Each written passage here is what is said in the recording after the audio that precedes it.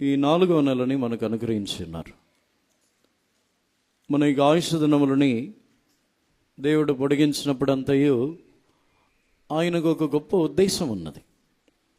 మనము మన ఈ ఆయుష్ దినం ఒక్కొక్క దినం పొడిగించినప్పుడంతయు మనం ఆ దినములని ప్రయోజనపరచుకోవాలి. దేవుని ఉద్దేశమని తెలుసుకొని ఆ దినములని నిశ్చయముగా మనం ప్రయోజనపరచుకొనవలను. దేవునికి పరిశుద్ధ నామమునకు స్తోత్రం. ఈ ఆరాధనల్లో మనము మనపూర్వకముగా అధికముగా తగ్గించుకొని దేవుని స్తుతించి అత్యధికముగా దేవుని మనం ఆరాధించాలి. ఇందులో ఏదో నామకార్థముగా ఆశీర్వాదం నిమిత్తము కాదు, మనము దేవుని సన్నిధానముని సంతోషముతో అనుభవించాలి. దేవుని సన్నిధానముని స్తుతించి పాడి కొనియాడి సంతోషముతో దేవుని అనుభవించాలి.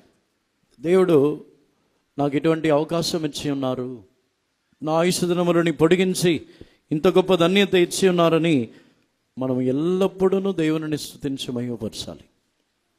దేవునికి పరిశుద్ధ నామమునకు స్తోత్రం.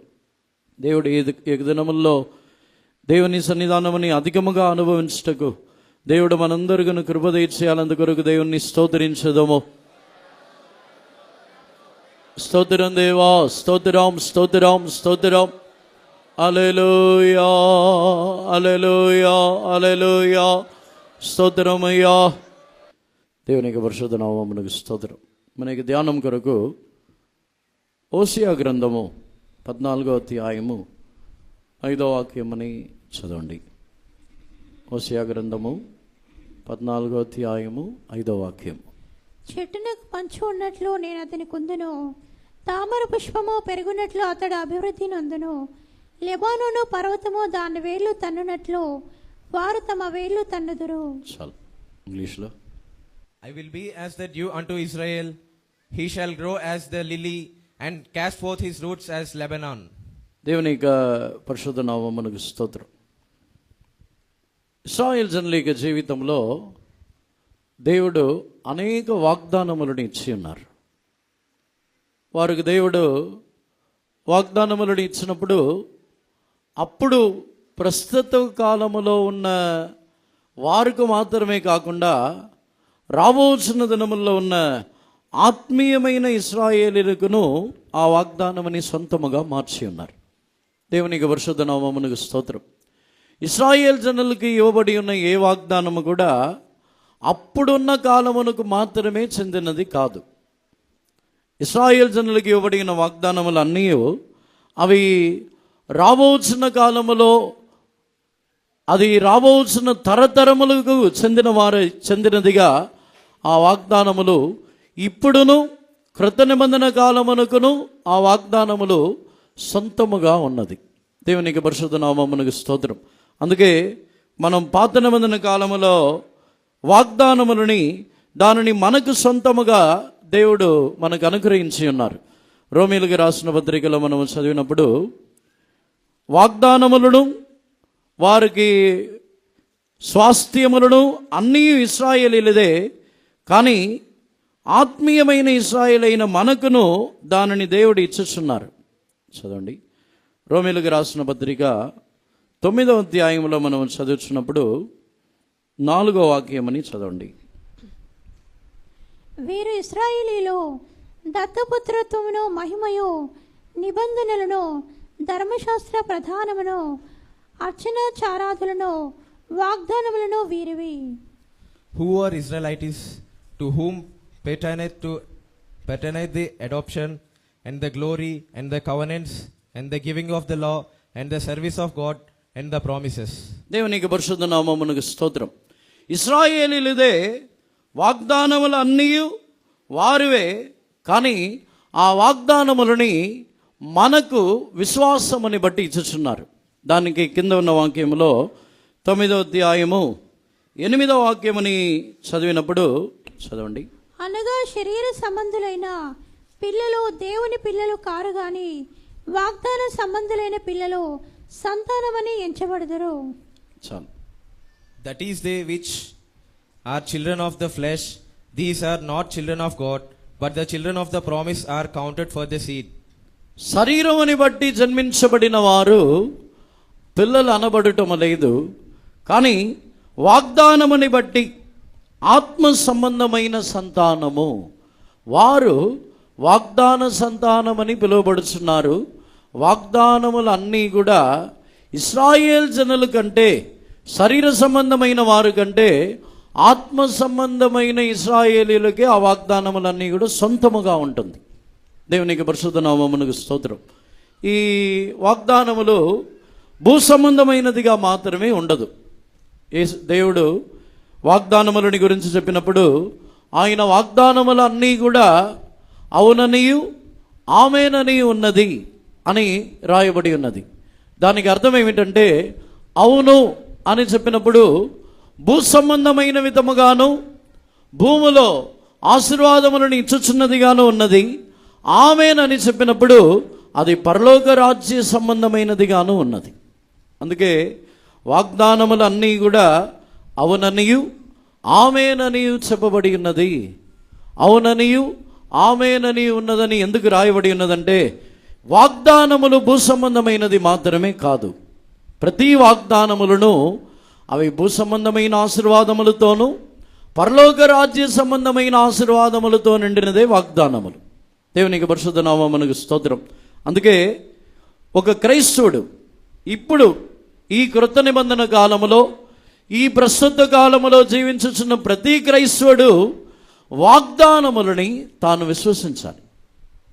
దేవుడు మనకు అనుగ్రహించిన వాగ్దానములని నమ్మి ఆ వాగ్దానముల ద్వారా మనం అనేక ఆశీర్వాదములని మనం అనుభవించుచున్నాం.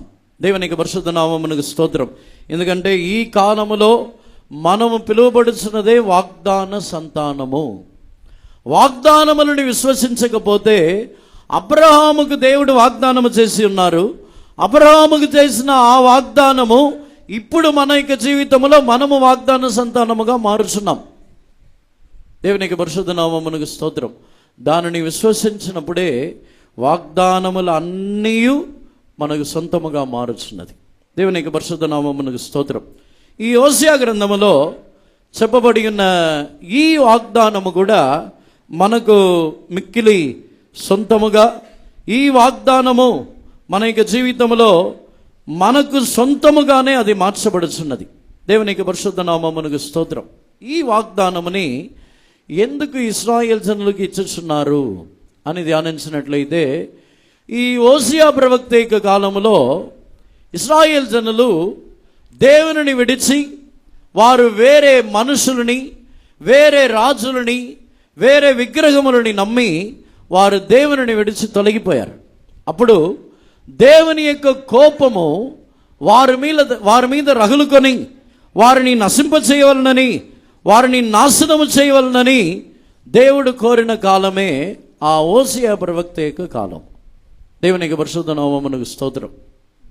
హోషేయ యొక్క ప్రవక్త తాను చెప్పుచున్నప్పుడు దేవుని యొక్క క్రోధము, దేవుని యొక్క ఉగ్రతని గురించి అక్కడ పలు విధములుగా తన యొక్క ప్రవచన గ్రంథముల్లో చెప్పుచున్నాడు.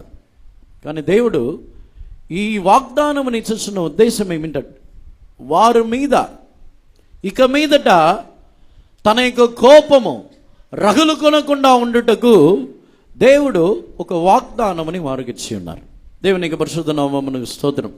ఈ వాగ్దానం యొక్క మొదటి ఉద్దేశమే దేవుని కోపము రగులు కొనకూడదు. అందుకే నేను ఇశ్రాయేలుకి చెట్టునకు మంచు ఉన్నట్లు నేను వారికి మంచు వలె ఉందును అని చెప్పుచున్నారు.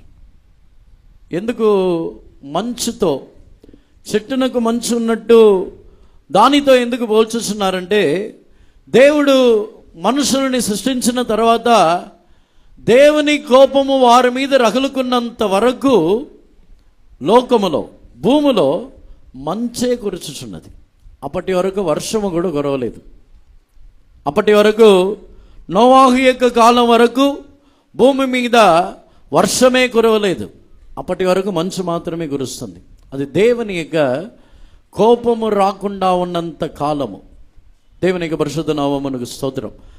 నోవాహు యొక్క కాలం వరకు మనుషుల యొక్క పాపము, మనుషులు చేయుచున్న అక్రమములు, మనుషుల యొక్క ఊహలు, చెడు ఊహలు, వీటి ద్వారా కోపం వచ్చేంత వరకు దేవుడు మంచునే కురిపించి ఉన్నారు. చెప్పాలంటే భూమి మీద కురిపించబడుచున్న వర్షము కూడా ఆశీర్వాదము కొరకు కురిపించబడినదని చెప్పలేం. మొట్టమొదటిగా భూమి మీద వర్షము కురిపించబడుటకు కారణమే దేవుని కోపము. దేవుని కోపము నిమిత్తమే వర్షము కురవబడి ఉన్నది, కానీ ఆశీర్వాదము నిమిత్తము కురవబడినది మంచు. దేవునికి పరిశుద్ధ నామమునకు స్తోత్రం. ఆదికాండము 6వ అధ్యాయమునకు వచ్చినప్పుడు అక్కడ నోవాహుతో దేవుడు మాట్లాడి, నేను వర్షముని కురిపించి వారిని నశింపచేయుదును, సమస్త జీవులని తాను నశింపచేయుదునని చెప్పి నోవాహుతో చెప్పుచున్నారు. చదవండి, ఆదికాండము 6వ అధ్యాయము 12వ వాక్యము నుండి చదవండి. దేవుడు భూలోకమును చూసినప్పుడు అది చెడిపోయి ఉండెను. భూమి మీద సమస్త శరీరులు తమ మార్గమును చెరిపివేసుకుని ఉండిరి. దేవుడు నోవహుతో, సమస్త శరీరుల మూలముగా భూమి బలాత్కారముతో నిండి ఉన్నది గనుక నా సన్నిధిని వారి అంతము వచ్చి ఉన్నది. ఇదిగో వారిని భూమితో కూడా నాశనము చేయుదును. ఇంగ్లీష్లో. And God looked up upon the earth, and behold, it was corrupt, for all flesh had corrupted his way upon the earth. And God said unto Noah, the end of all flesh is come before me, for the earth is filled with violence through them. And behold, I will destroy them with the earth. దేవుని యొక్క పరిశుద్ధ నామమునకు స్తోత్రం. చెట్టునకు మంచు ఉన్నట్టు నేను ఇశ్రాయేలుకు ఉందునని ఎందుకు చెప్పుచున్నారంటే, భూమిలో దేవునికి కోపముని పుట్టించుచున్న ఈ కార్యములని ఇప్పుడు నోవాహు యొక్క కాలము కంటే అధికముగా చేస్తున్నారు. నోవాహు యొక్క కాలములో దేవుని కోపమును పుట్టించిన ఒక కారణం ఏమిటంటే వివాహము. వివాహం అని చెప్పినట్లయితే దేవుని చిత్తము లేకుండా దేవుని కుమారులు, నరుల కుమార్తెలు చక్కని వారిని చూసి తమ మనస్సుకు నచ్చిన వారిని వారు పెళ్లి చేసుకుని ఉన్నారు. దేవునికి పరిశుద్ధ నామమునకు స్తోత్రం. వారి యొక్క జీవితంలో వారి యొక్క ఊహలన్నీ చెడిపోయినందున దేవుని యొక్క కోపం వారి మీద రగులుకొని ఉన్నది. ఇప్పుడు దేవుని యొక్క కోపం రగులుకొనుటకు కారణము ఇప్పుడు అధికముగా ఉంది. ఇప్పుడు వివాహములు అనే మాటకు వచ్చినట్లయితే దేవుని చిత్తమైన వివాహములు మిక్కిలి తక్కువగా జరుగుతున్నాయి. పరిశుద్ధమైన వివాహములైనను దేవుని చిత్తమైన వివాహములైనను మిక్కిలి తక్కువగానే జరుగుతున్నాయి. మిగిలినవి దేవుని చిత్తము లేకుండా అన్నీ తమ యొక్క మనస్సుకు నచ్చిన వారు, అది దేవుని చిత్తమా కాదా అని తెలియదు, కానీ తమ యొక్క మనస్సుకు నచ్చిన వారు సత్యము నుండి తొలగిపోయి, దేవుని యొద్ద నుండి తొలగిపోయి, వారు పూర్తిగా దేవునికి విరోధమైన వివాహములను చేయించుకొనుచున్నారు. దేవునికి పరిశుద్ధ నామమునకు స్తోత్రం. అందుకే ఒకవేళ నోవాహు కాలములాగే దేవుని యొక్క కోపం ఇప్పుడు రగులుకున్నట్లయితే మనుషులు ఎవరును భూమిలో జీవించలేరు. నోవాహు కాలములో దేవుని కోపము రగులుకొనుటకు కారణమే ఈ వివాహములు. అవి అధికముగా ఇప్పుడున్న కాలములో జరుగుతున్నాయి. అందుకే దేవుడు ముందుగానే హోషేయ ప్రవక్తతో చెప్పి ఉన్నారు, నేను ఇశ్రాయేలుకు చెట్టునకు మంచు వలె ఉంటాను. నేను ఒక వర్షములాగా కూడా కాదు, ఒక మంచు వలె ఉంటాను. నా కోపమే ఇక మీదట రగులుకోదు, నా కోపము మీ మీద రగులుకోదని ఆయన ఒక మంచు వలె ఉంటానని చెప్పుచున్నారు. దేవునికి పరిశుద్ధ నామమునకు స్తోత్రం. ఇప్పుడున్న కాలంలో దేవుని కోపము మన మీద రగులుకొనటం లేదు. ఆయన దయాదాక్షిణ్యములే అధికముగా మన మీద చూపించబడుచున్నది. రోమీయులకు రాసిన పత్రికలో మనము చదివినప్పుడు దేవుని దయ కనికరము మనల్ని మారు మనసు పొందుటకు ప్రేరేపించుచున్నది. రోమీయులకు రాసిన పత్రిక 2వ అధ్యాయము 4వ వాక్యముని చదవండి. 4వ వాక్యము 5వ వాక్యముని చదవండి. లేదా దేవుని అనుగ్రహము మారు మనసు పొందుటకు నిన్ను ప్రేరేపించున్నదని ఎరగక ఆయన అనుగ్రహ ఐశ్వర్యమును సహనమును దీర్ఘశాంతమును తృణీకరించదువా? నీ కాఠిన్యమును మార్పు పొందని నీ హృదయమును అనుసరించి ఉగ్రత దినమందు అనగా దేవుని న్యాయమైన తీర్పు బయలుపరచబడు దినమందు నీకు నీవే ఉగ్రతను సమకూర్చుకొనుచున్నావు. Or despiseth thou the riches of his goodness and forbearance and long suffering, not knowing that the goodness of God leadeth thee to repentance, but after thy hardness and impenitent heart treasureth up upon thyself wrath against the day of wrath and revelation of his righteous judgment of God. దేవునికి పరిశుద్ధ నామమునకు స్తోత్రం. దేవుని యొక్క అనుగ్రహ ఐశ్వర్యము నిన్ను మారు మనసు పొందుటకు ప్రేరేపించుచున్నదని ఎరుగక నీవు హృదయముని కఠినపరుచుకుందువా? అపొస్తలుడైన పౌలు అడుగుతున్నాడు. దేవుని కోపము రగులుకొనుచున్న కాలము కాదు ఇది. అది ఉగ్రత దినము, యేసుప్రభు యొక్క రాకడ దినము. యేసుప్రభు యొక్క రాకడ దేవుని యొక్క కోపముని బయలుపరచుచున్న దినము. అప్పటి వరకు దేవుని కోపము బయలుపరచబడదు. ఒకవేళ ఇప్పుడు మన యొక్క జీవితంలో అనేక పాపములు, అనేక విధములైన అక్రమములు చేయుచున్నాము, అన్యాయములు చేయుచున్నప్పుడు దేవుని కోపము ఇంకను రాలేదని అనుకొని ఇంకను అధికముగా చేయుచున్నాము. దేవుడు ఎందుకు మన ఎడల దీర్ఘశాంతముతో, ఆయన మంచు వలె, ఆయన ఎందుకు ఒక చెట్టునకు మంచు ఉన్నట్టు ఎందుకు ఉన్నారంటే మన యొక్క జీవితంలో ఇంకను మారు మనసు పొందుటకు అవకాశం ఇచ్చేస్తున్నారు. వెంటనే ఆయన కోపపడి వెంటనే క్రోధములు గలవారుగా దేవుడు కోపముతో రగులుకొని మనల్ని అసింపజేసి ఇక మీదట మన యొక్క జీవితంలో ఎంత మాత్రమున అవకాశమే లేని విధముగా చేయకుండా ఆ చెట్టునకున్న మంచు అనే అర్థం ఏమిటంటే దేవుని కోపము తొలగిపోయి దేవుని యొక్క దయ, దేవుని యొక్క కనికరము, దేవుని యొక్క దీర్ఘశాంతము మన జీవితంలో ఇంకను మారు మనసు పొందుటకే మనల్ని ప్రేరేపించుచున్నది. ఇంకా మనం బ్రతికి ఉన్నాం, ఇంకా మనము జీవించుచున్నాం, ప్రాణముతో ఉన్నామంటే దానికి అర్థం అనేక నీతి పరిశుద్ధత కాదు. మనము శిక్షింపబడకుండా దేవుని యొక్క కోపమునకు లోనవ్వకుండా ఉన్నామంటే దానికి కారణం మనము నీతిమంతులు పరిశుద్ధులమని కాదు. దేవుని యొక్క అనుగ్రహ ఐశ్వర్యము, దేవుని దయ, ఆ మంచు మనల్ని మారు మనసు పొందుటకు ఇంకా ప్రేరేపించుచున్నది. దేవునికి పరిశుద్ధ నామమునకు స్తోత్రం. దేవుడు నన్ను ఏమీ చేయట్లేదు, దేవుడు నేను ఎంతటి జీవితం అని చేసినా నాకు ఏ శిక్ష రావట్లేదు అనుకొని నిర్లక్ష్యముగా ఉండవద్దు. ఉగ్రత దినము కొరకు మనకు మనమే ఉగ్రతని సమకూర్చుకొనుచున్నాం. దేవునికి పరిశుద్ధ నామమునకు స్తోత్రం.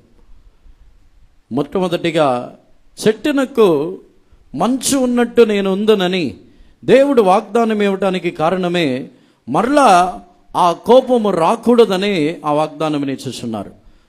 ఇదే ఓసియా గ్రంథము 14వ అధ్యాయం 4వ వాక్యములో కూడా చదివినప్పుడు నా కోపముని మీ మీద నుండి తీసివేసి తిని చదవండి. వారు విశ్వాసఘాతకులు కాకుండా నేను వారిని గుణపరచదను, వారి మీదనున్న నా కోపము చల్లారెను, మనస్ఫూర్తిగా వారిని స్నేహితును. చాలు. I will heal their backsliding, I will love them freely, for mine anger is turned away from him. నేను నా కోపముని వారి మీద నుండి తీసివేయుదును, మనసు పూర్తిగా నేను వారిని ప్రేమించుదును. దేవునికి పరిశుద్ధ నామమునకు స్తోత్రం. చెట్టునకు మంచు ఉన్నట్టే ఉందనని ఇశ్రాయేలు జనులకు చెప్పి ఉన్నారు, కానీ వారు ఆ ఆశీర్వాదమని సంపూర్ణముగా అనుభవించలేదు. దేవుని ప్రేమని పూర్ణముగా ఇశ్రాయేలు జనులు అనుభవించలేదు. కానీ మనము క్రీస్తు యొక్క ప్రేమని పూర్ణముగా మనము అనుభవించి దేవుని యొక్క కోపము ఉగ్రత నుండి మనము తప్పించబడి ఉన్నాం. దేవునికి పరిశుద్ధ నామమునకు స్తోత్రం. చెట్టునకు మంచు ఉన్నట్టే మన దేవుడు మన పక్షమున ఉన్నారు. దేవునికి పరిశుద్ధ నామమునకు స్తోత్రం. ఇంకను ఆదికాండము 27వ అధ్యాయమునకు వచ్చినట్లయితే అక్కడ ఒక ఆశీర్వాదము మంచు వలె ఆ ఆశీర్వాదము అక్కడ ఇవ్వబడుచున్నది. 27వ అధ్యాయము 28వ వాక్యం చదవండి. ఆకాశపు మంచును, భూసారమును, విస్తారమైన ధాన్యమును, ద్రాక్షరసమును దేవుడు నీకు అనుగ్రహించును గాక. Therefore God give thee the dew of heaven and the fatness of the earth and plenty of corn and wine. దేవునికి పరిశుద్ధ నామమునకు స్తోత్రం. యాకోబుని ఇసాకు ఆశీర్వదించుచున్నప్పుడు ఆకాశము మంచుతో నీవు ఆశీర్వదింపబడదువు.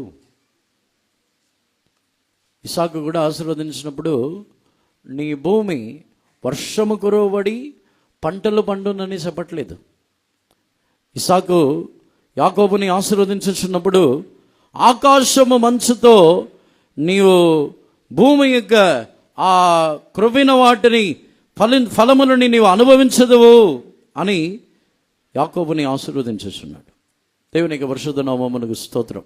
అంటే దీనిని బట్టి చూసినట్లయితే యాకోబు విషయంలో కూడా దేవుడు తన యొక్క కోపముని యాకోబు మీద రానివ్వకుండా యాకోబుని ప్రేమించి యాకోబుని కనికరించుచున్నారు. దేవునికి పరిశుద్ధ నామమునకు స్తోత్రం. అందుకే మంచు వలె యాకోబు ఆశీర్వదింపబడుచున్నాడు. యాకోబు కూడా మోసగాడై యాకోబు కూడా తన యొక్క జీవితంలో దేవుని విడిచి ఇంచుమించుగా 20 సంవత్సరములు స్త్రీల కొరకు లాబానీ ఇంటిలో తాను పనివాడుగా బానిసుడిగా ఉన్నాడు.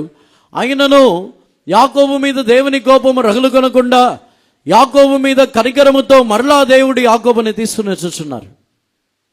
దేవునికి పరిశుద్ధ నామమునకు స్తోత్రం. చెట్టునకు మంచు ఉన్నట్టు ఉండటం అంటే మొదటి అనుభవము వారి యొక్క విషయంలో దేవుని కోపము రగులు కొనకుండా దేవుడు వారి విషయంలో కనికరము చూపించుచున్నారు. దేవుని యొక్క కనికరముని ఒక మంచుతో పోల్చి మనము ధ్యానించవచ్చు. దేవునికి పరిశుద్ధ నామమునకు స్తోత్రం. రెండవదిగా నిర్గమకాండమునకు వచ్చినప్పుడు 16వ అధ్యాయంలో చదువుతున్నప్పుడు అక్కడ మంచు కురవబడిన తర్వాత మన్నా కురవబడి మన్నా మీద మంచు కురవబడుచున్నది. నిర్గమకాండము 16వ అధ్యాయము 13వ వాక్యము 14వ వాక్యము నీ చదవండి. కాగా సాయంకాలమున పూరేడులు వచ్చి వారి పాలెమును కప్పెను. ఉదయమున మంచు వారి పాలెము చుట్టూ పడి ఉండెను. పడిన ఆ మంచు ఇరిగిపోయిన తర్వాత నూగు మంచు వలె సన్నని కణములు అరణ్యపు భూమి మీద కనబడెను. And it came to pass that even the quails came up and covered the camp, and in the morning the dew lay round about the host. And when the dew that lay was gone up, behold, upon the face of the wilderness there lay a small round thing, as small as the hoarfrost on the ground. దేవునికి పరిశుద్ధ నామమునకు స్తోత్రం. ఉదయకాలమున మంచు కురవబడిన తర్వాత మన్నా వారు కురవబడి దానిపైన మంచు కురవబడి ఉంటుంది. అది కరిగిపోయిన వెంటనే ఒక మన్నా వారికి కనబడుచున్నది. దేవునికి పరిశుద్ధ నామమునకు స్తోత్రం.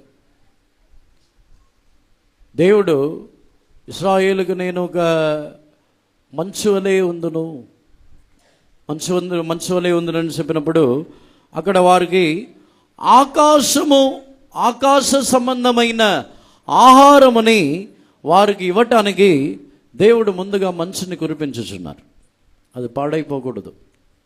దేవునికి పరిశుద్ధ నామమునకు స్తోత్రం. ఒకవేళ మంచు కురవటానికి ముందే మన్నా కురవబడితే ఏమవుతుంది? మట్టిలో మట్టి పాలైద్ది.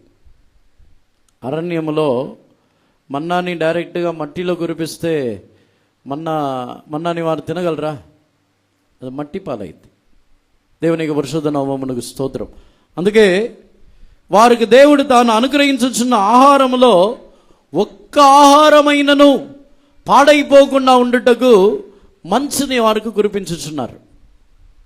అందుకే ఇశ్రాయేలు జనుల విషయంలో నేను వారికి మంచు వలె ఉందును అని ఎందుకు చెప్పుచున్నారంటే దేవుడు ఆకాశము నుండి వారికి అనుగ్రహించుచున్న ఆశీర్వాదములు ఏదైనాను ఈ భూమిలో పాడైపోకుండా ఉండుటకు దేవుడు వారికి మంచు వలె ఉన్నారు.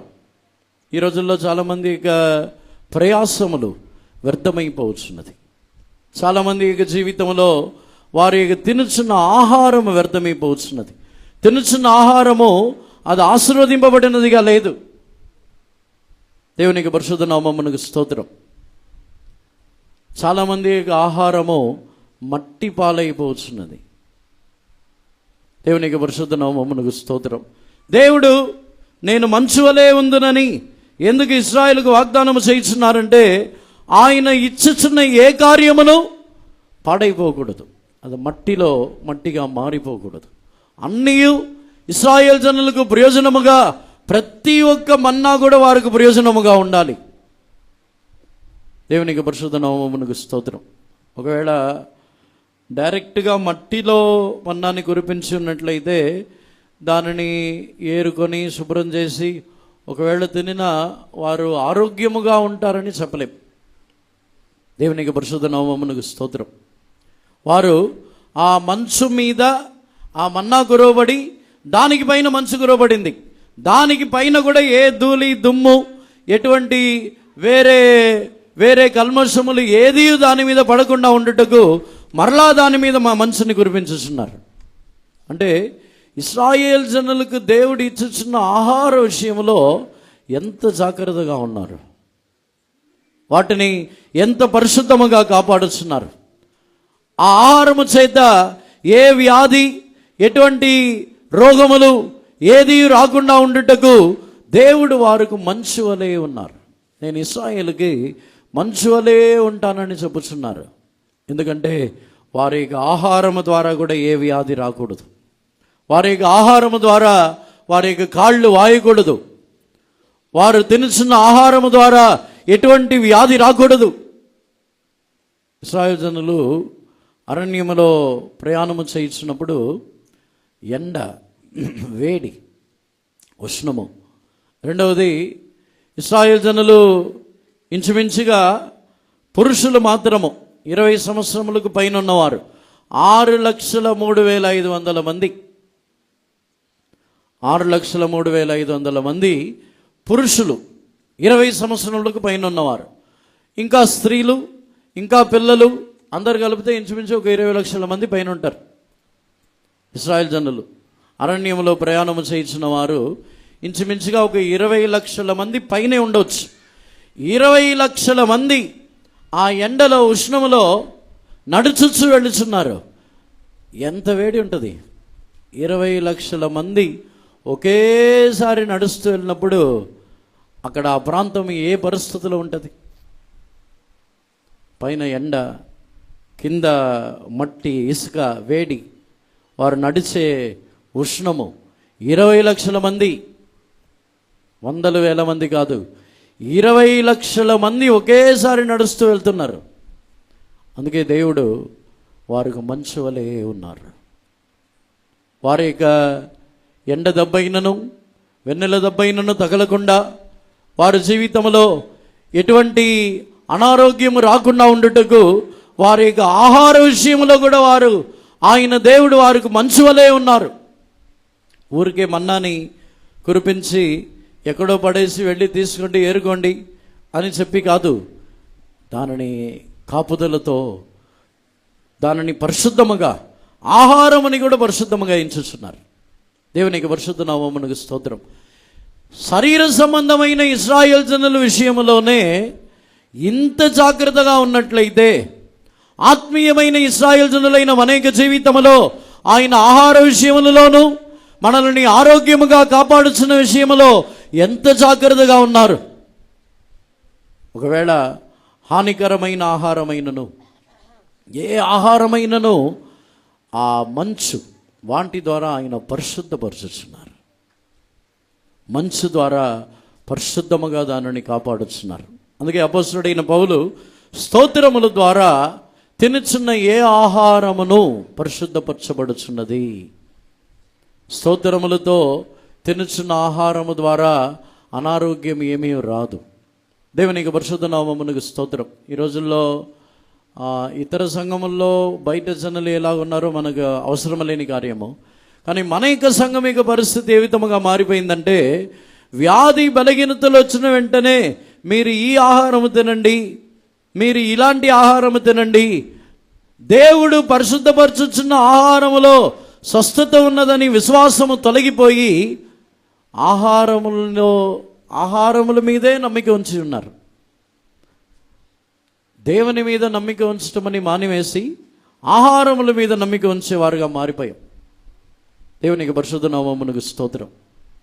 దేవుడు చెట్టునకు మంచు వలె మనకున్నారు. ఆయన వాగ్దానముల నమ్మకస్తుడైన దేవుడు.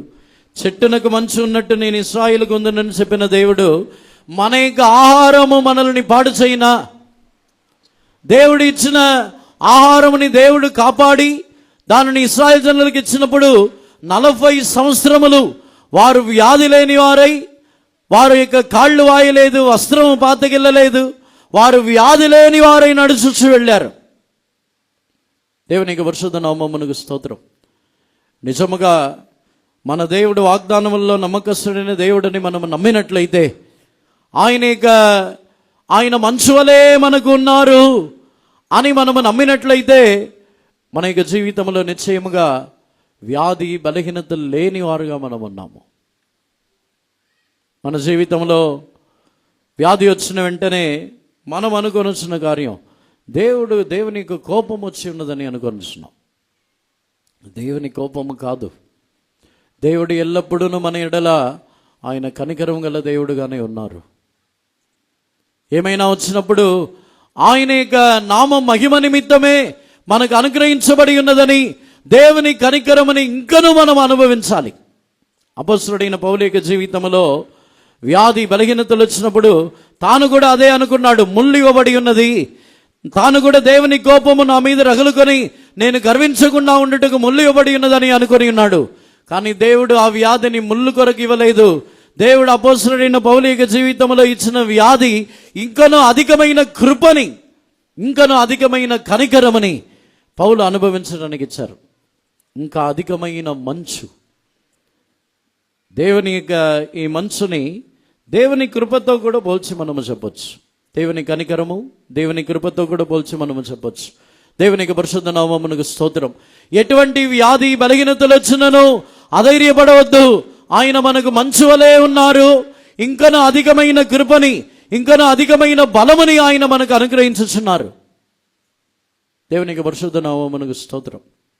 ఒకవేళ ఇశ్రాయేలు జనులకి దేవుడు వేరే ఆహారముని ఇవ్వలేక కాదు, ఇశ్రాయేలు జనులకి మంచి బలమైన ఆహారమని వారికి ఇవ్వచ్చు.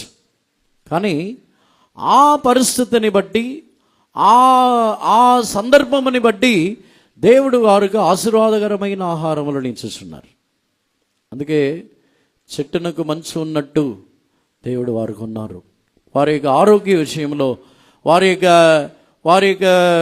వ్యాధి బలహీనతలు రాకుండా శరీర విషయంలో కూడా దేవుడు మిక్కిలి జాగ్రత్తగా ఉన్నారు. అందుకే ఇశ్రాయేలుకి మంచు ఉన్నట్టు ఉన్నారు. దేవునికి పరిశుద్ధ నామమునకు స్తోత్రం. కానీ వారి యొక్క జీవితంలో అనేక వ్యాధి రోగములతోనే ఉన్నారు. ఆ కార్యము యేసుప్రభు ద్వారా, యేసుప్రభు యొక్క ప్రేమని బట్టి నేను మనసు పూర్తిగా మిమ్మల్ని ప్రేమించదును అని చెప్పిన ఆ ప్రేమని బట్టి మన యొక్క జీవితంలో ఉన్న ఆ వ్యాధి తొలగిపోయింది. ఆయన కనికరము ద్వారా ఆయనే మనకు జీవ ఆహారముగా, ఆయనే మనకు ఆహారముగా మారి మనల్ని వ్యాధి లేని వారుగా మార్చి ఉన్నారు. దేవునికి పరిశుద్ధ నామమునకు స్తోత్రం. చెట్టునకు మంచు ఉన్నట్టే మనకు యేసుప్రభు ఆయన ప్రేమని బట్టి, ఆయన కనికరము ద్వారా మనల్ని వ్యాధి బలహీనతలు లేని ఒక జనముగా మన యొక్క జీవితంలో ఆయన మార్చి ఉన్నారు. దేవునికి పరిశుద్ధ నామమునకు స్తోత్రం. మొదటిగా దేవుని యొక్క కోపము లేని ఒక అనుభవమే ఈ మంచు. రెండవదిగా ఆ మంచు వలె ఉండుటకు కారణము వ్యాధి రాకుండా కాపాడుటకు ఆయన మంచు వలె ఉన్నారు. దేవునికి పరిశుద్ధ నామమునకు స్తోత్రం. మూడవదిగా ద్వితీయోపదేశ కాండము 32వ అధ్యాయము 2వ వాక్యముని చదవండి. ద్వితీయోపదేశ కాండము 32వ అధ్యాయము 2వ వాక్యం.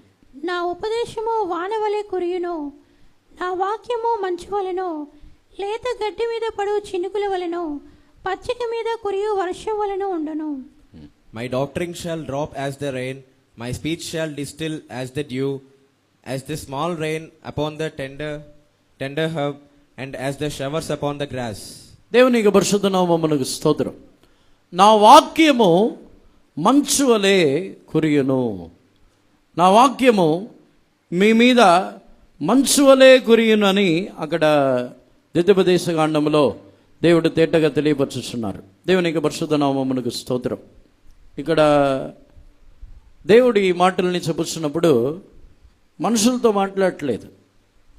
దేవుడు ఈ ద్వితీయోపదేశకాండంలో మాట్లాడుతున్నప్పుడు ఆకాశమా చెవియెక్కుము, భూమి నా మాట వినమంటున్నారు. యెషయా గ్రంథంలో కూడా 1వ అధ్యాయంలో చదివినప్పుడు ఆకాశమా చెవియెక్కుము, భూమి నా మాట వినమని అక్కడను చెప్పుచున్నారు. దానికి కారణం ఏమిటంటే మనుషులు ఎవరు కూడా ఆయన మాట వినే పరిస్థితుల్లో లేరు. మనుషులు ఎవరు కూడా ఆయన చెప్పుచుంటే ఆలకించి వినే పరిస్థితుల్లో లేరు. దేవునికి పరిశుద్ధ నామమునకు స్తోత్రం. మొదటి వాక్యమని చదవండి, 32వ అధ్యాయం 1వ వాక్యం. ఆకాశ మండలమా చెవినొగ్గుము, నేను మాట్లాడుతాను, భూమండలమా నా నోటి మాట వినుము. యెషయా గ్రంథము 1వ అధ్యాయం 2వ వాక్యమని కూడా చదవండి. యెహోవా మాట్లాడుచున్నాడు, ఆకాశమా ఆలకించుము, భూమి చెవియొగ్గుము, నేను పిల్లలను పెంచి గొప్పవారినిగా చేసి తిని. Hear, O heavens, and give ear, O earth, for the Lord hath spoken. I have nourished and brought up children, and they have rebelled against me. దేవునికి పరిశుద్ధ నామమునకు స్తోత్రం. ద్వితీయోపదేశకాండములోను యెషయా గ్రంథములోను దేవుడు ఈ మాటల్ని చెప్పుచున్నప్పుడు మనుషులతో మాట్లాడలేదు. మనుషులు ఎవరు కూడా మాట వినే పరిస్థితుల్లో లేరు. ఆ దినములలో మనుషులు దేవుడు వచ్చి ఎంతో ప్రేమతో వారిని తీసుకుని వచ్చి వారిని ఆదరించవలనని, వారిని ఓదార్చవలనని, వారిని పరిశుద్ధపరచవలనని దేవుడు పిలువనంపుచున్నారు. కానీ మనుషులు ఎవరు కూడా మాట వినట్లేదు. దేవునికి పరిశుద్ధ నామమునకు స్తోత్రం. ఈ 2వ అధ్యాయంలోనూ ఒకే ఉద్దేశము కొరకే నా వాక్యము మంచు వలె ఉండును అని చెప్పుచున్నారు. దేవునికి పరిశుద్ధ నామమునకు స్తోత్రం. ఈ ద్వితీయోపదేశకాండములోను యెషయా గ్రంథములోను ఒకే ఉద్దేశముతోనే మాట్లాడుచున్నారు. ఆ ఉద్దేశం ఏమిటంటే తన జనులు వారు గాయపరచబడి వారికి వారే మారు మనసు పొందకుండా తమను తామే వారు నశింపచేసుకొనుచున్నారు కాబట్టి తిరిగి వారిని తన యొద్దకు తీసుకుని వచ్చి పరిశుద్ధపరచాలి, వారిని మంచు వలె హిమము వలె తెల్లని వారుగా మార్చవలననే ఉద్దేశముతోనే నా వాక్యములు మంచు వలె ఉండును అని చెప్పుచున్నారు. నా వాక్యములు మంచు వలె ఉండును అని చెప్పినట్లయితే అది మిక్కిలి పరిశుద్ధమైనది అనేదే దానికి అర్థము. ఈ యెషయా గ్రంథములో 1వ అధ్యాయంలో చదివినప్పుడు దేవుడు వారిని పిలువనంపుచున్నారు. 18వ వాక్యమని చదవండి. యెహోవా ఈ మాట సెలవిచ్చున్నాడు, రండి మన వివాదము తీర్చుకుందాము. మీ పాపములు రక్తం వలె ఎర్రనివైనను, అవి హిమము వలె తెల్లబడును, కెంపు వలె ఎర్రనివైనను, అవి గొర్రెబొచ్చు వలె తెల్లనివగను. Come now and let us reason together, saith the Lord. Though your sins be as scarlet, they shall be as white as snow. Though they be red like crimson, they shall be as wool. దేవునికి పరిశుద్ధ నామమునకు స్తోత్రం. మీ పాపములు రక్తము వలె ఎర్రనివైనను, వాటిని హిమము వలె నేను తెల్లనివిగా మార్చుదును. ఒక మంచు వలె తెల్లనివిగా నేను మార్చుదునని చెప్పుచున్నారు. ద్వితీయోపదేశకాండములో కూడా ఈ కార్యమని చెప్పుచున్నారు. నా వాక్యము మంచు వలె మీ మీద కురియును. ఎందుకంటే అప్పుడు వారి యొక్క పరిస్థితి దేవుని మాటలని వినగలిగిన పరిస్థితిలో లేరు.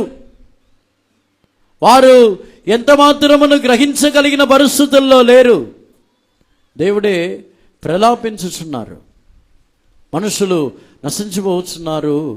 వారు నా మాట వినకుండా వారు పాపం మీద పాపము చేయొచ్చు, వారు రక్తముని కార్చుకొనుచు, వారి యొక్క పుళ్ళు వారి యొక్క నడినెత్తి నుండి అరికాలు వరకు దెబ్బలు గాయములతోనే నుండి నశించిపోతున్నారే అని ప్రలాపించుచు మాట్లాడుతున్నారు. యెషయా గ్రంథములో దేవుడు మాట్లాడుచున్నప్పుడు ఆ వాక్యముని వింటే మనకే వేదన అనిపించింది. అంటే తన యొక్క పిల్లలని గురించి తల్లిదండ్రులు ఎవరైనా తమ పిల్లల మాట వినకపోతే ఒంటరిగా కూర్చొని ఏదో ఒకటి మాట్లాడుతూ ఉంటారు. ఒంటరిగా కూర్చొని ఇలా అయిపోయారు, ఏం చేయాలి, వీళ్ళు మాట వినట్లేదు, ఏం చేయాలని ఒంటరిగా కూర్చొని ఏడుస్తూ ప్రలాపిస్తూ ఉంటారు. దేవుని పరిస్థితి కూడా అలా అయింది. దేవుని పరిస్థితి అక్కడ ద్వితీయోపదేశ కాండములోను యెషయా గ్రంథములోను దేవుడు అదే మాట్లాడుతున్నారు. ఆకాశమా చెవి ఎక్కము, ఎందుకంటే మనుషులు వినట్లేదు. భూమి నా మాట వినము,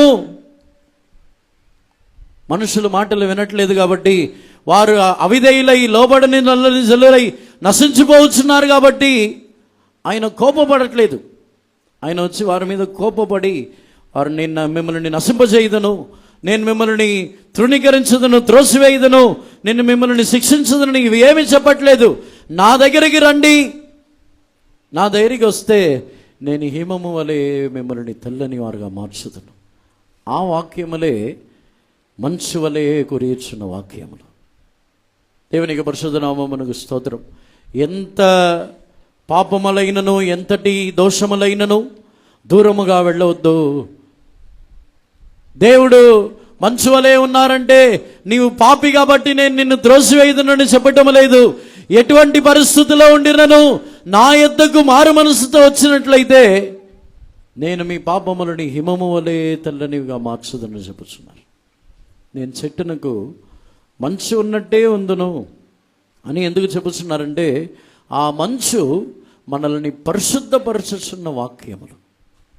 మన యొక్క రక్తము వంటి క్రూరమైన ద్వేషము, విరోధములు, కక్షలు, ద్వేషము, మనలో ఉన్న అసూయ, మనలో ఉన్న కోపము, ఉగ్రత, ఇవన్నీ రక్తము వలె ఎర్రనివిగా ఉన్నది.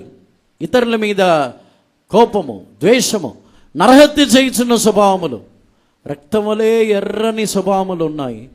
కానీ యేసు ప్రభు సిలువలో మనల్ని ఆయనతో కూడా దేవునితో సమాధానపరిచి ఆ వాక్యముల ద్వారా సమాధానపరచుచున్న ఆ ఉపదేశముల ద్వారా మనల్ని పరిశుద్ధపరచుచున్నారు.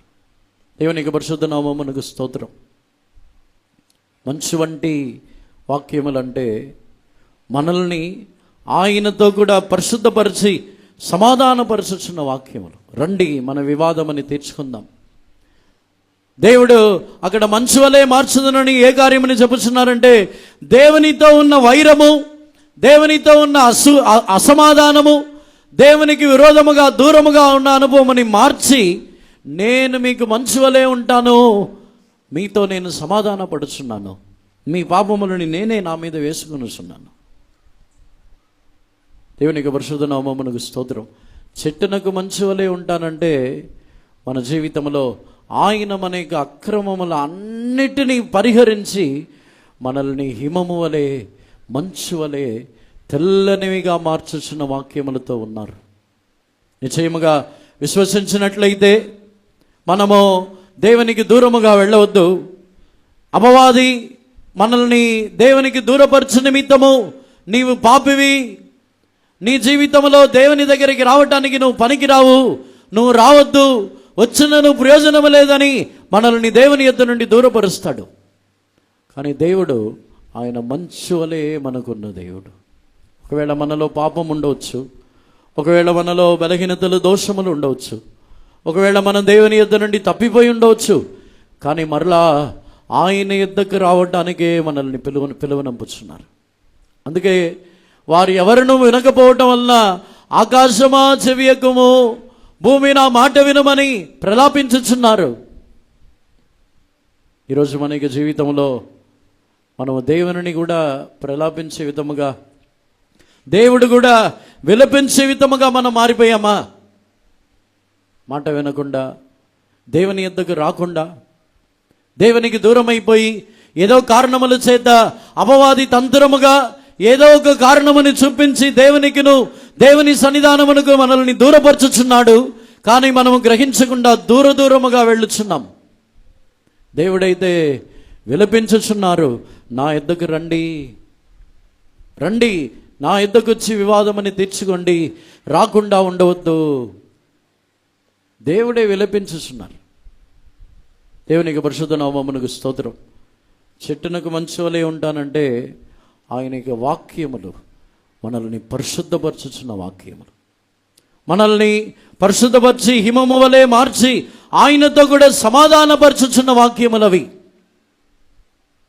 ప్రతి దేవుని యొక్క జనులు దేవునితో ఐక్యముగా, దేవునితో సమాధానముగా.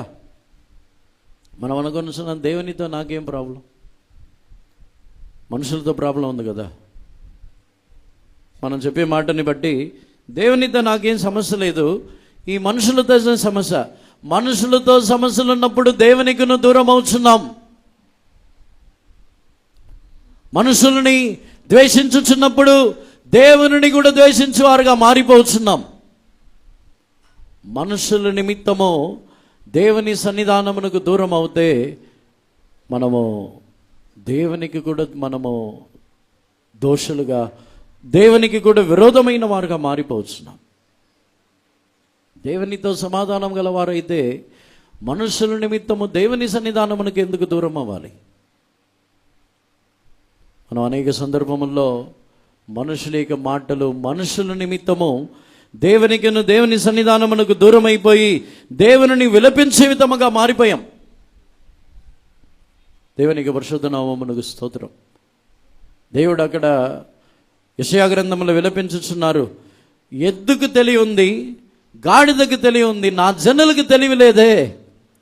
ఎద్దు కూడా ఎంత కొట్టినా తిరిగి తనకి యజమానుడి దగ్గరికి వచ్చుచున్నది, గాడిద కూడా తనకి యజమానుడి దగ్గరికి తిరిగి వస్తుంది, కానీ నా జనులకు తెలివి లేదే, తిరిగి రావటం లేదే. అందుకే నా వాక్యములు మంచు వలె ఉండును అని చెప్పుతున్నారు. దేవునికి పరిశుద్ధ నామమునకు స్తోత్రం. దేవుడు వాగ్దానములను ఇచ్చుచున్నప్పుడు ఎంత ఆలోచించి, ఎందుకంటే ఒక వాగ్దానముని దేవుడు ఇచ్చిన తర్వాత ఆ వాగ్దానములో ఆయన మారటమే లేదు. దేవునికి పరిశుద్ధ నామమునకు స్తోత్రం. అలా ఉన్నప్పుడు ఆకాశము భూమి మారని వాగ్దానములని దేవుడు ఇచ్చినప్పుడు ఎంత ఆలోచించి ఇచ్చుచున్నారు.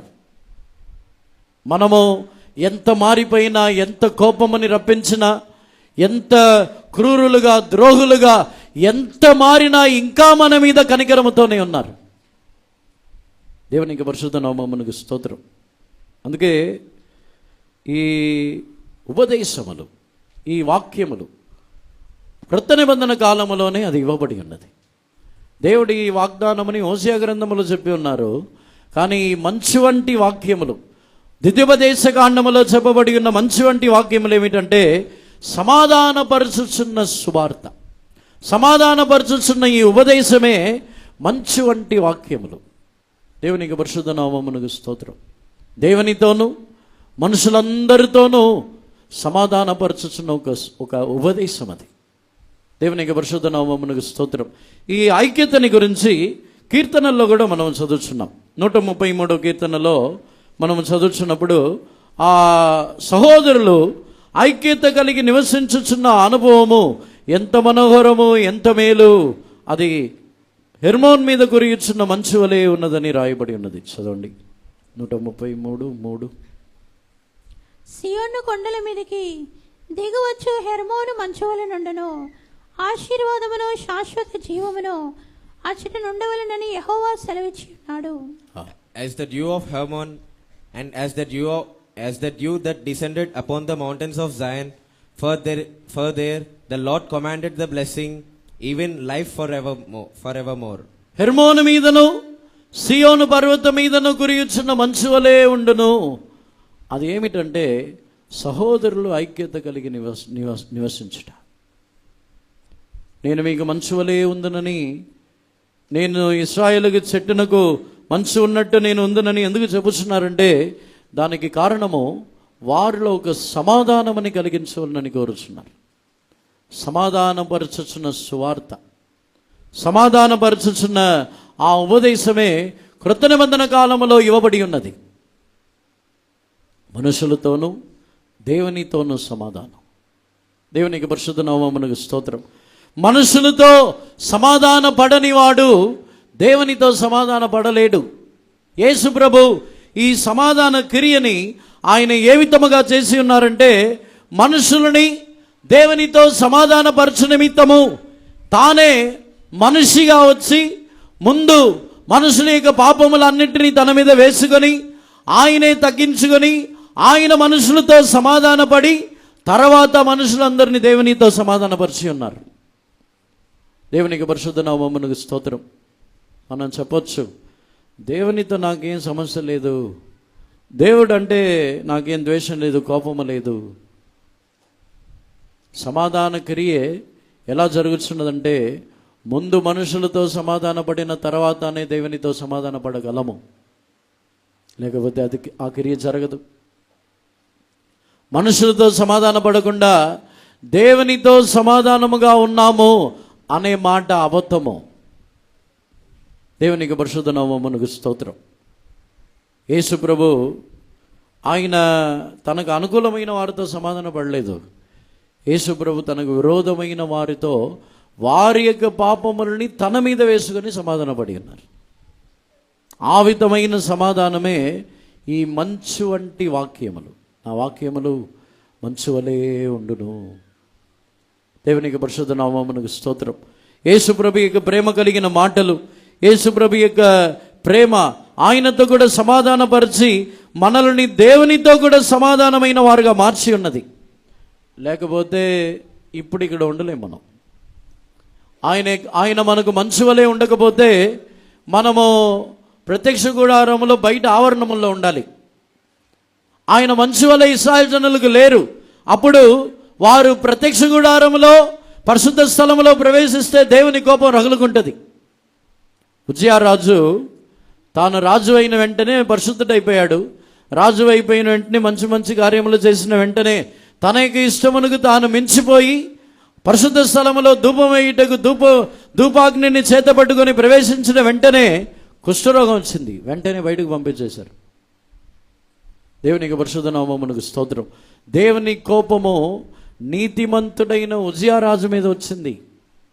నీతిమంతుడే అతను, ఏ పాపముని చేయలేదు. కానీ పరిశుద్ధ స్థలములో ప్రవేశించకుండా ఉన్నంత కోపం ఉంది దేవునికి. వారు పరిశుద్ధ స్థలములో ప్రవేశించకూడదు. వారి యొక్క పాపములు, దోషములు, అతిక్రమములు వారిని పరిశుద్ధ స్థలములో ప్రవేశించనివ్వకుండా ఆపుచున్నది. కానీ మన ఎడల దేవుడు ఎంత కనికరముతో ఉన్నారు.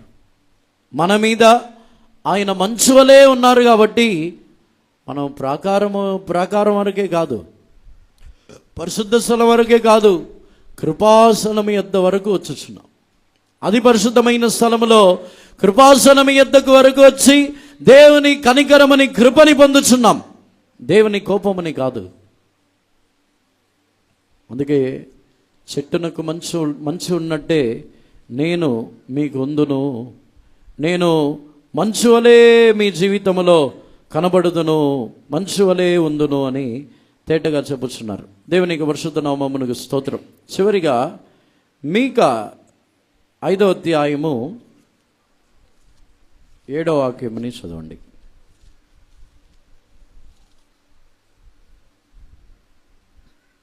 యాకోబు సంతతిలో శేషించిన వారు యెహోవా కురిపించు మంచు వలెను, మనుష్య ప్రయత్నము లేకుండాను, నరుల యోచన లేకుండాను, గడ్డి మీద పడు వర్షం వలెను ఆయా జనుల మధ్యను నందురు.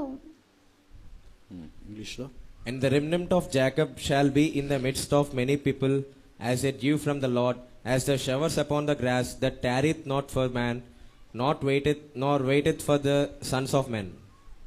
దేవునికి పరిశుద్ధ నామమునకు స్తోత్రం. ఇశ్రాయేలు జనులు వారిని గురించే చెప్పుచున్నారు. వారిలో శేషించిన వారు యెహోవా చేత కురియబడుచున్న మంచు వలె ఉందురు. దేవునికి పరిశుద్ధ నామమునకు స్తోత్రం. ఇక్కడ కూడా ఈ స్థలంలో కూడా యేసు ప్రభుని గురించి ఇక్కడ రాయబడి ఉన్నది. మీకు 5వ అధ్యాయంలో చదివినప్పుడు ఎఫ్రాతా అనబడుచున్న వాటిలో నుండి ఇశ్రాయేలుని ఏలుబడి చేయుచున్న వారు బయలుదేరి వచ్చును. చదవండి, మీకు 5వ అధ్యాయం 2వ వాక్యం.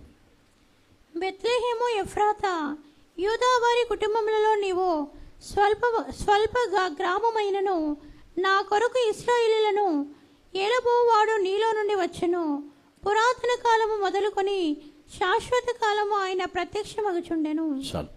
But thou, Bethlehem, Ephrathah, thou be little among the thousands of Judah, yet out of thee shall he come forth unto me, that is to be ruler of Israel, whose goings forth have been from the old, from everlasting. దేవునికి పరిశుద్ధ నామమునకు స్తోత్రం. ఇశ్రాయేల్ జనుల్ని ఆకాశము నుండి కురి మంచు వలె ఇశ్రాయేల్లో శేషించిన వారు అందరూ అని ఎందుకు ఇక్కడ చెప్పి ఉన్నారంటే, దేవుడే ఏలుబడి చేయుచున్న వారుగా అక్కడ ప్రత్యక్షం అవుతున్నారు. నేను మీకు మంచు వలె ఉందని చెప్పిన మాటని బట్టి అక్కడ వారి మీద ఎవరినూ ఏలుబడి చేయకుండా ఏ దుష్ట జంతువులో ఏ అధికారమో వారి మీద ఏలుబడి చేయకుండా ఉండుటకు ఆయన లేతగడ్డిలో మంచు వలన మలుచుచున్న లేతగడ్డి వలె ఉన్నారు. ఆయన ఈ అధ్యాయంలో యేసు ప్రభు యొక్క ఏలుబడి తర్వాత ఇశ్రాయేల్లో శేషించిన వారు ఎలా ఉందరని చెప్పుతున్నారు. దేవునికి పరిశుద్ధ నామమునకు స్తోత్రం. దేవుడు వారికి మంచు వలె ఉన్నప్పుడు యేసు ప్రభు ఆయన ఏలుబడి చేయుచున్న వారుగా ఇశ్రాయేలుని ఏలుబడి చేయుచున్న వారు వారిలో ప్రత్యక్షమవుతున్నప్పుడు వీరు కూడా మంచు వలె మారుచున్నారు. అంటే దానికి అర్థము దేవుడు ఆయన మంచు వంటి వారు, ఆయన కనికరం గలవారు, కృప గలవారు, ఆయన ప్రేమ కలిగిన దేవుడు, ఆయన యొక్క కోపము రగులు కొనటం లేదు, ఆయన దీర్ఘశాంతము కలిగిన దేవుడు, ఆయన సమాధానపరచుచున్న దేవుడు, సమాధానముని కలిగించుచున్న దేవుడు అని ఈ మనుషుల్ని గురించి ధ్యానించి ఉన్నాం.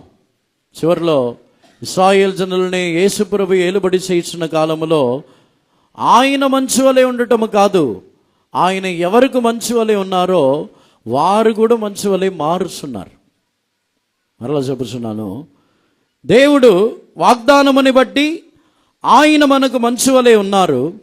ఆయన మంచు వలె మనకు ఉన్నప్పుడు మనము కూడా ఆ మంచుకు తడుచుచు మనము కూడా ఆయన వంటి వారుగానే మారుచున్నాం.